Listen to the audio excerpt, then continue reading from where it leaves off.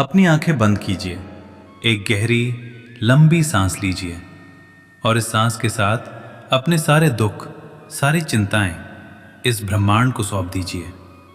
महसूस कीजिए, आज आप अकेले नहीं हैं। आज आपकी रक्षा के लिए, आपके भाग्य को बदलने के लिए स्वयं ब्रह्मांड की 5 महान महाशक्तियां आपके चारों ओर उपस्थित हैं। धीरे धीरे अपने मन में एक दिव्य प्रकाश की कल्पना कीजिए। आपके दाईं ओर विराजमान है विघ्नहर्ता प्रथम पूज्य श्री गणेश जी। उनकी दिव्य दृष्टि आप पर पड़ते ही आपके जीवन के हर विघ्न, हर बाधा, हर कष्ट जड़ से समाप्त हो रहे हैं। आपके सारे रुके हुए कार्य अब गति पकड़ रहे हैं। जो काम वर्षों से नहीं हो पा रहे थे, वो आज पूर्ण होने की दिशा में बढ़ रहे हैं।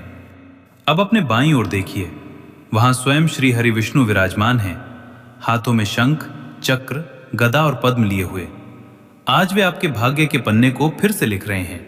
जो लिखा था दुख, उसे मिटा रहे हैं और उसकी जगह लिख रहे हैं सुख, समृद्धि और सफलता। अब अपने सामने ध्यान लगाइए, जहां आदि शक्ति माता महालक्ष्मी प्रकट हो रही हैं।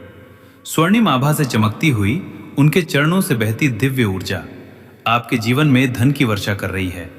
आपके घर में, आपके जीवन में अभाव समाप्त हो रहा है, दरिद्रता भाग रही है और लक्ष्मी जी स्थायी रूप से आपके जीवन में प्रवेश कर रही हैं। अब अपने पीछे अनुभव कीजिए, महाराज कुबेर स्वयं खड़े हैं, अपने खजाने के द्वार पूरी तरह खोलते हुए। सोने चांदी, धन, वैभव, अपार संपत्ति आज आपकी ओर आकर्षित हो रही है। आपका भाग्य अब धन को खींचने लगा है। और अब ऊपर की ओर ध्यान लगाइए, जहां कालों के काल महाकाल स्वयं प्रकट हो रहे हैं। उनकी भयंकर और दिव्य ऊर्जा आपके जीवन के हर अशुभ प्रभाव को समाप्त कर रही है।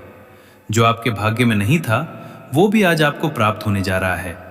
भक्तों, आज आप जिस मंत्र को सुनने जा रहे हैं, वो कोई साधारण मंत्र नहीं है। ये मंत्र 5 देवताओं की संयुक्त शक्ति से बना है।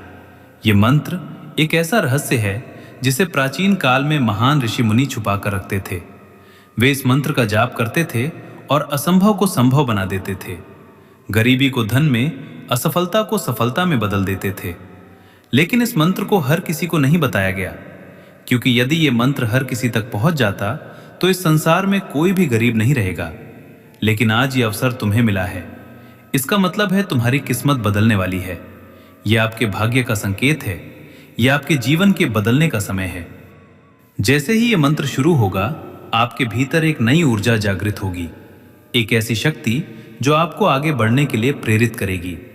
आपके अंदर का डर खत्म होगा, नकारात्मकता खत्म होगी और आपकी किस्मत धीरे धीरे करवट लेने लगेगी।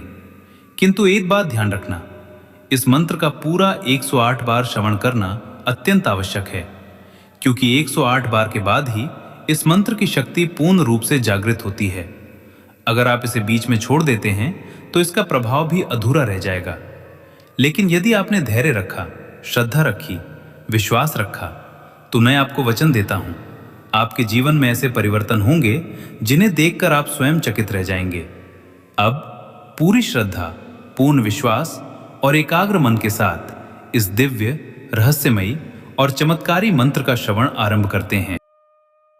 ओम ह्रीं श्रीं क्लौं हुं फट् स्वाहा। ओम ह्रीं श्रीं क्लौं हुं फट् स्वाहा। ओम ह्रीं श्रीं क्लौं हुं फट् स्वाहा। ओम ह्रीं श्रीं क्लौं हुं फट् स्वाहा। ओम ह्रीं श्रीं क्लौं हुं फट् स्वाहा। ओम ह्रीं श्रीं क्लौं हुं फट् स्वाहा। ओम ह्रीं श्रीं क्लौं हुं फट् स्वाहा। ओम ह्रीं श्रीं क्लौं हुं फट् स्वाहा। ओम ह्रीं श्रीं क्लौं हुं फट् स्वाहा। ओम ह्रीं श्रीं क्लौं हुं फट् स्वाहा। ओम ह्रीं श्रीं क्लौं हुं फट् स्वाहा। ओम ह्रीं श्रीं क्लौं हुं फट् स्वाहा। ओम ह्रीं श्रीं क्लौं हुं फट् स्वाहा। ओम ह्रीं श्रीं